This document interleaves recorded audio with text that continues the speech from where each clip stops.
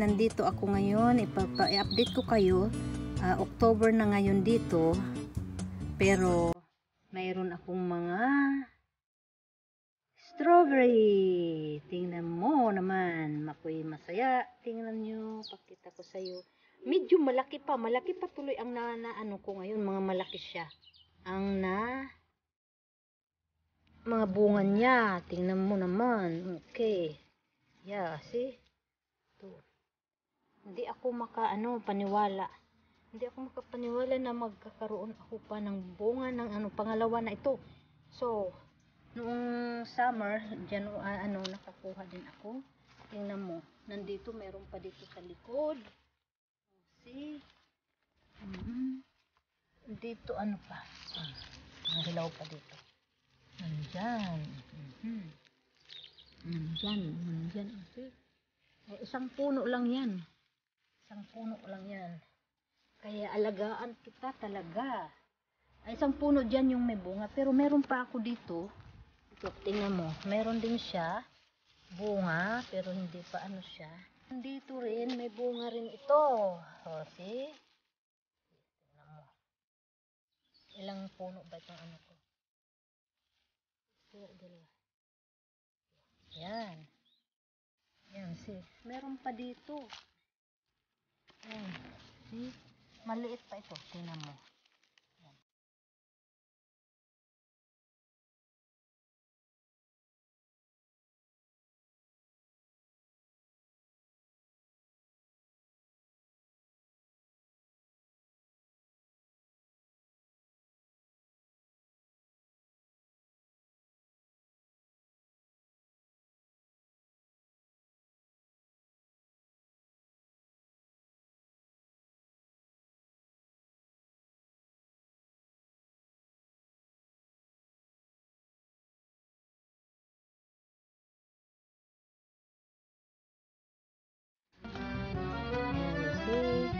Yeah.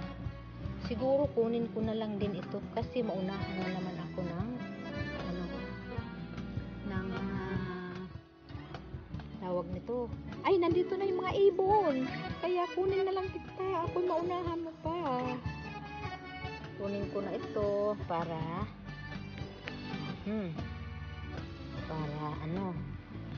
ako ang makauna pagkain. Tingnan mo. Kunin ko na lang kahit hindi pa masyado hinog. Pahinugin ko na lang. Diba guys? Ito tingnan nyo. Nandito pa. Mayroon pa dito. Nandyan. See, tingnan mo. Tingnan nyo. See.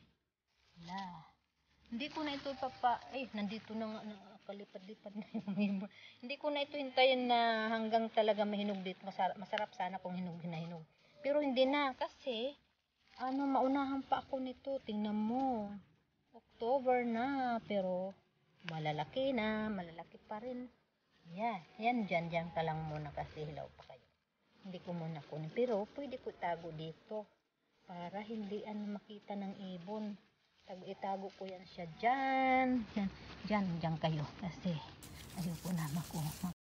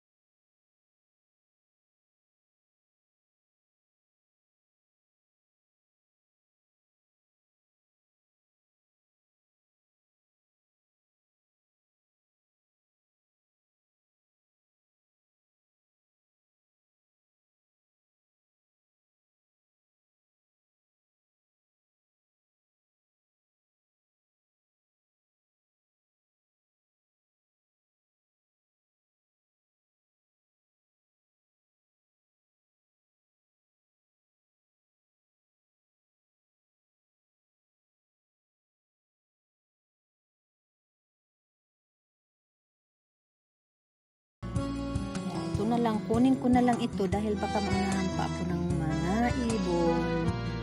Diba? Nandito na nga sa nakabantay na sila, kaya ito na lang.